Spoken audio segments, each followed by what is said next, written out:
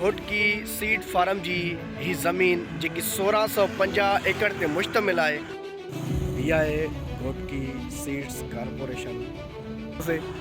पर कीअं कब्ज़ा शुरू थी विया आहिनि हीअ जेके तव्हांखे नज़र अचनि पियूं ख़ाली इमारतूं इहे घोटकी सीड्स फार्म जूं आहिनि। साथियो हक़ मौजूद नमस्ते सलाम, आउं आहियां भागचंद वलेजा ऐं अॼु मां मौजूदु आहियां घोटकी जे हिन सीड्स फार्म जी ज़मीन ते जेकी अव्हांखे बंजर लावारिस ऐं वीरानीअ जो अक्स ॾेई रही हूंदी। ही ज़मीन वीरान ऐं लावारिस इन जे करे आहे छो त ही घोटकी जी सरकारी सीड्स फार्म जी ज़मीन आहे। ॾिसो कीअं तव्हांखे वीरानी जो अक्स ॾेई रही आहे, कीअं लावारसी जो अक्स ॾेई रही आहे, छो त हीअ सरकारी ज़मीन सीड्स फार्म जी ज़मीन आहे। प्राइवेट फील्ड मैनेजर जनाब सनाउल्लाह कलादी साहब के गाँव के साथ साथ हीअ जेके तव्हांखे नज़र अचनि पियूं ख़ाली इमारतूं इहे घोटकी सीड्स फार्म जूं आहिनि। घोटकी सीड फार्म जेकी 1600 एकड़ ते मुश्तमिल आहे। कुझु ज़मीनूं कब्ज़े हेठि आहिनि, कुझु ज़मीनूं जेके ज़मीनूं जेके सरकारी मुलाज़िम आहिनि सीड फार्म जा उन्हनि खपाए छॾियूं आहिनि प्राइवेट माण्हुनि खे।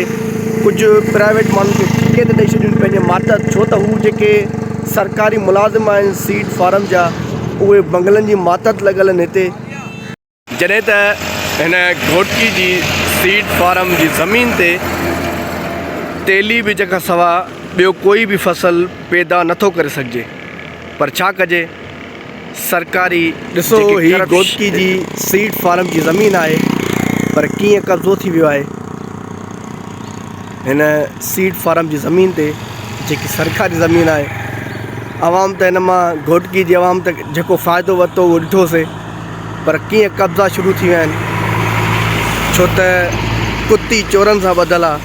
माना सरकारी मुलाज़िम जेको सीड फार्म घोटकी जो मुलाज़िम आहे उहो ॿधल आहे, तव्हां भले हिन ज़मीन ते कब्ज़ो कयो, छा बि कयो, पर मूंखे पैसा ॾियो। अफ़सोस हीअ हालत आहे सिंध जे सीड्स फार्म जी ज़मीननि जी। हर सीड फार्म जी ज़मीनूं लावारिस बंजर लॻियूं पियूं आहिनि। को बि नोटिस वठण जे लाइ तयारु न आहे, छो त हीअ सिंध आहे ऐं सिंध में करप्शन करणु का वॾी ॻाल्हि न आहे। काश ही पंजाब हुजे हा, काश ही KPK हुजे हा, त अॼु असांजे विलाग जो असांजे हिन रणियुनि जो को नोटिस वठे हा ऐं हिन घोटकी सीड्स फार्म जी 16 एकड़ 50 जी ज़मीन समेत सिंध में जेके बि सीड्स फार्म जी ज़मीनूं उन्हनि जा कब्ज़ा ख़तमु कराए उन्हनि ज़मीननि खे बहाल करे सरसब्ज़ कयो वञे ऐं इलाइक़े जा माण्हू फ़ाइदो वठनि।